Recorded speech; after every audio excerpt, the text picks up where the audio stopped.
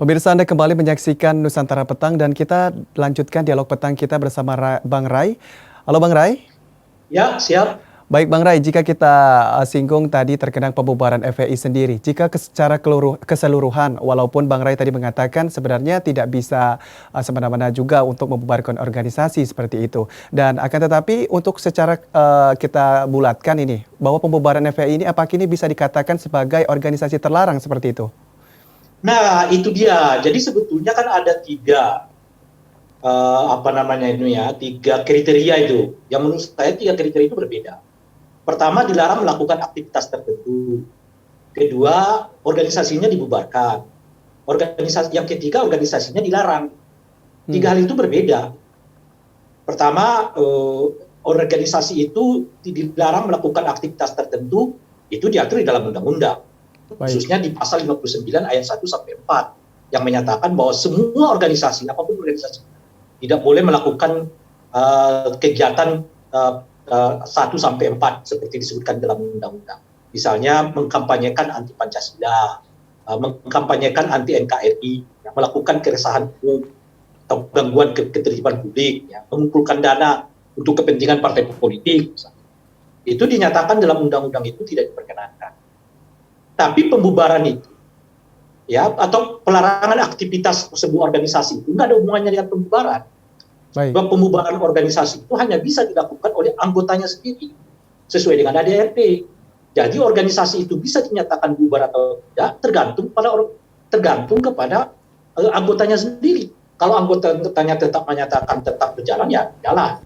Kalau anggotanya menyatakan dibubarkan, ya dibubarkan. Jadi pelarangan aktivitas tidak dengan sendirinya pembubaran organisasi yang dimaksud. Itu yang kedua. Nah, kecuali yang dilakukan adalah pelarangan organisasi atau organisasi yang disebut sebagai organisasi terlarang. Jadi hak hidupnya untuk kegiatan apapun dilarang oleh pemerintah. Mau kegiatan itu positif, mau kegiatan itu negatif, ya itu dilarang oleh pemerintah. Kenapa? Karena mungkin ADART-nya atau prinsip-prinsip organisasi itu bertentangan dengan falsafah kebangsaan. Jadi ini tiga organisasi yang varian yang berbeda. Betul. Jadi satu dilarang, kedua dibubarkan, dan yang ketiga adalah tidak diperkenankan melakukan tindakan tertentu.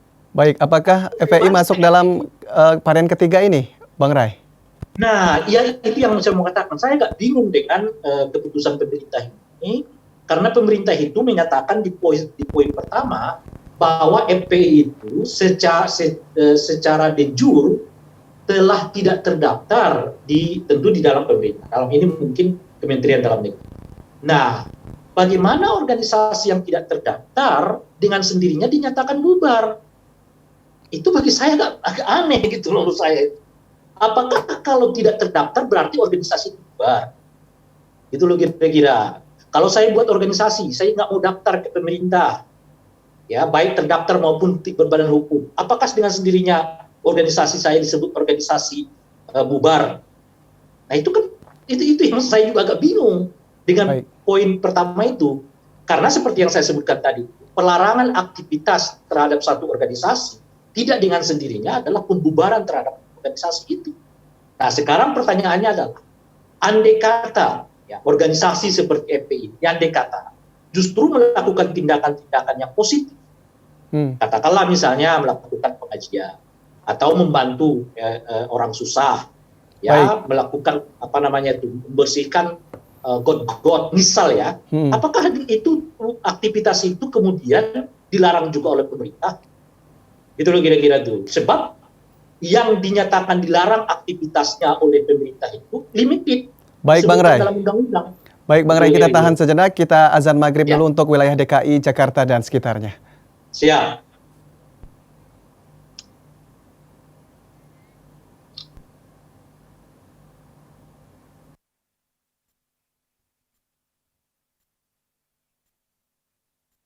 Begitu ya Bang ya?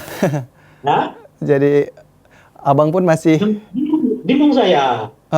Tapi kan dari poin itu mengatakan membubarkan. Sejak kapan pemerintah berkenan membubarkan organisasi? Organisasi itu bubar karena keputusan internal organisasi yang bersangkutan. Lain cerita kalau pemerintah mengatakan melarang organisasi itu untuk hidup. Itu lain ceritanya. Baik. Jadi tapi ini kan ibaratkan udah pasti nih karena keputusan pemerintah berdasarkan Kompres tadi gitu mengatakan bahwa ya seperti itu bahwa tidak ada perpanjangan maupun di Kemendagri mulai dari tanggal 20 Juni 2019 katanya tidak ada izin lagi. Begitupun dengan beberapa kementerian dan lembaga terkait sudah mesepakati bahwa ini FPI seperti dibubarkan. Jadi ini sebenarnya dibubarkan, terlarang. Tidak, dia dilarang melakukan aktivitas tertentu. Baik, dilarang. Maksud saya begini loh, melakukan aktivitas tertentu, dilarang melakukan aktivitas itu limited, diatur undang-undang. Baik. Jadi kalau misalnya kira-kira kalau FPI tetap misalnya akhirnya yang katakan dilarang melakukan aktivitas tertentu, akan tetapi akhirnya mereka merubah nama nanti kelak. Bukan begitu. Melarang, pemerintah boleh melarang sebuah organisasi melakukan aktivitas, gitu loh. Baik. Pada apa saja aktivitas itu dilarang, kewenangan apa saja pemerintah boleh melarang sebuah organisasi melakukan aktivitas, itu limited sifatnya, diatur di dalam pasal 59 ayat 1 sampai 4 gitu loh. Jadi aktivitas organisasi di luar yang diatur oleh pasal 59 ini boleh tetap dilaksanakan. Itu maksud saya. Kalau organisasi itu dinyatakan bukan organisasi terlarang. Beda ya. Jadi misalnya begini. Pasal 59 itu mengatakan organisasi itu dilarang untuk melakukan adu domba, misalnya ya.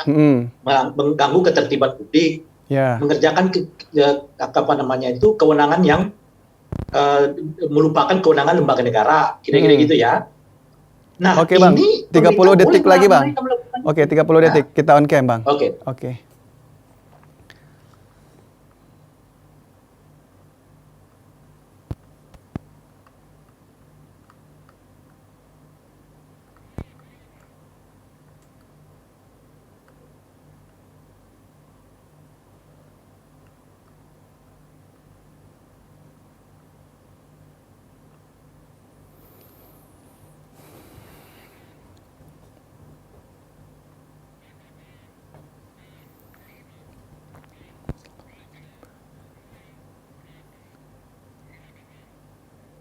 Pemirsa, selamat menunaikan ibadah sholat maghrib untuk wilayah DKI Jakarta dan sekitarnya.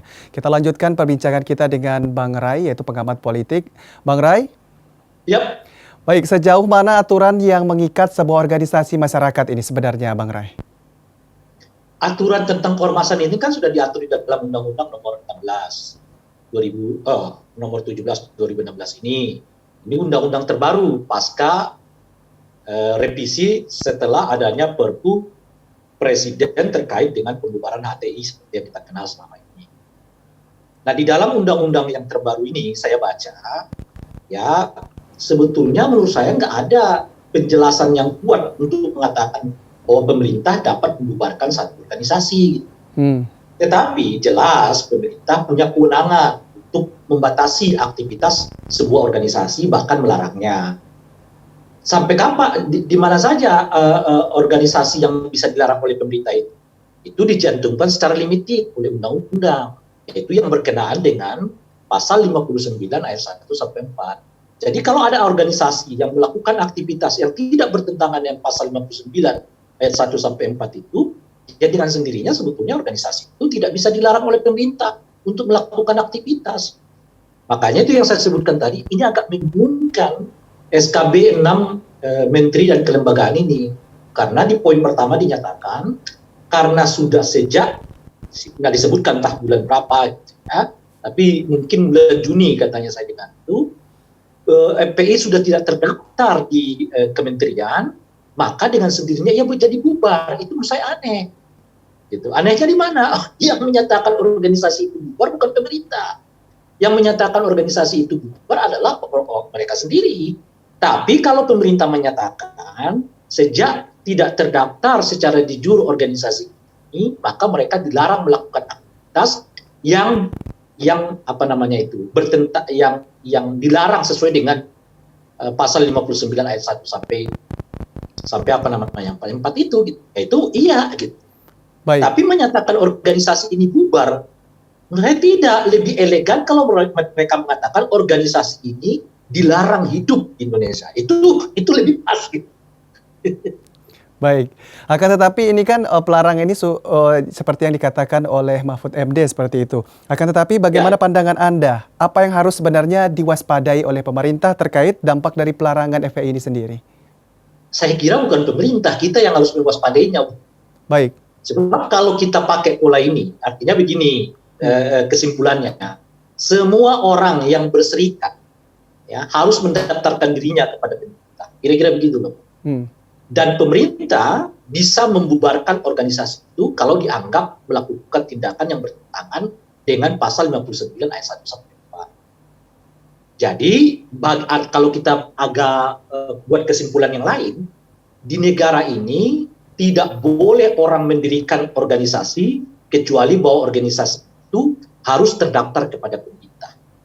Itu loh kira-kira. Apa artinya gitu? Artinya hak warga negara untuk mendirikan, berserikat dan berkumpul itu sekarang harus terdaftar kepada pemerintah, kepada pemerintah. Jadi nggak boleh itu, nggak terdaftar, nggak boleh melakukan aktivitas kalau nggak terdaftar. Itu yang menurut saya kesimpulan dari SKB 6 menteri dan kelembagaan yang baru dikeluarkan oleh pemerintah saat ini. Karena itu tadi, karena menurut pemerintah ya, FPI tidak terdaftar ya secara de jure, maka oleh karena itu mereka tidak boleh melakukan aktivitas. Nah, kira-kira begitu. Maka kalau kita buat kesimpulan yang lain, dengan sendirinya semua organisasi apapun selama ia tidak terdaftar di dalam catatan pemerintah, maka organisasi itu tidak boleh melakukan aktivitas, dan dengan sendirinya tentu saja mungkin organisasi itu dinyatakan tidak boleh berdiri. Nah, itu yang saya sebut masalahnya justru ya, negatifnya itu ke kita, karena kebebasan kita untuk berserikat dan berkumpul itu semua harus dicatatkan kepada negara. Kalau dicatatkan kepada negara atau pemerintah, ya di mana lagi bebasnya? Betul. Jadi seakan kita tidak ada kebebasan lagi untuk hal itu. Jadi iya, nggak boleh lagi, kira-kira gitu. Karena pemerintah dengan SKB itu menyatakan mereka yang nggak terdaftar di pemerintah adalah organisasi yang harus dibubarkan. Baik, jadi kalau kita mau buat organisasi kecil di kampung ya atau di mana gitu, organisasi paguyuban, ya itu buru-buru lah didaftarkan ke pemerintah. Karena kalau tidak, ya nggak bisa melakukan aktivitas. Gitu. Atau mungkin FPI dikatakan bukan organisasi yang kecil seperti itu. Memang secara kita ketahui bahwa dia adalah organisasi yang besar. Definisi organisasi itu minimal 3 orang. Jadi kalau ada 4 orang, 5 orang berkumpul, mereka membentuk namanya organisasi, menurut mereka, yaitu organisasi. Jadi itu bukan besar kecilnya gitu. Jadi bukan besar kecilnya. Tapi yang jelas ini menjadikan ada pembatasan hak dari masyarakat itu sendiri. Betul, itu yang saya maksudkan. Jadi kalau ada kita 10 orang, yang 10 orang ini kemudian, ayo deh kita buat organisasinya namanya apalah. Cuma karena kita merasa ini 10 orang, kita nggak perlu pakai daftar lah, nggak perlu pakai badan hukum lah, kita aja gitu. Nah, kalau melihat sifat dari SKB 6 Menteri ini, yang organisasi yang kayak begitu tuh, ya artinya organisasi yang dibubarkan gitu. Karena nggak terdaftar di kementerian gitu loh. Baik. Nah, akan tetapi ini bagaimana untuk pemerintah yang seharusnya mengontrol keberadaan atau pendirian sebuah organisasi? Yang selama ini dilakukan pemerintah itu seperti apa? Dan pandangan Bang Ray sendiri ke depannya seperti dengan adanya pembubaran FPI ini sendiri, apa yang harus dilakukan gitu? Agar yang masyarakat juga lebih paham dan lebih melek khususnya dalam mendirikan sebuah organisasi. Pertama tentu saja ya, menurut saya harus kita renungkan baik-baik lagi undang-undang baru tentang keormasan. Karena kalau sifatnya begini, artinya hak sipil kita untuk berorganisasi berserikat itu bisa tercederai gitu. Karena pemerintah ya sesuai dengan ini yang dirasa oleh dia sebagai kewenangan dirinya bisa menyatakan sebuah organisasi itu tidak boleh melakukan aktivitas karena itu tadi tidak didaftarkan ke Kementerian Dalam Negeri. Itu pertama. Nah yang kedua, karena itu harus ada revisi, harus kembali ke model pengorganisasian ormas di dalam negara yang demokrasi. Itu apa artinya? Artinya kalau pemerintah merasa satu organisasi itu melakukan tindakan yang bertentangan dengan undang-undang, haruslah pemerintah yang membuktikan itu di pengadilan. Jadi bukan dibubarkan dulu baru diadili, tapi buktikan dulu bahwa organisasi itu bersalah ya di pengadilan, dan biarkanlah pengadilan akan memutuskan bahwa apakah organisasi itu misalnya dinyatakan dibubarkan atau dilarang ya berada atau tidak. Itu yang kedua. Nah, itu mestinya spirit dari menjaga hak sipil ya, menjaga kebebasan sipil. Karena hak sipil dan kebebasan sipil itu sesuatu yang melekat di dalam diri setiap individu warga negara. Nggak bisa itu dicabut dengan keputusan politik. Ya hanya bisa dicabut dengan keputusan pengadilan.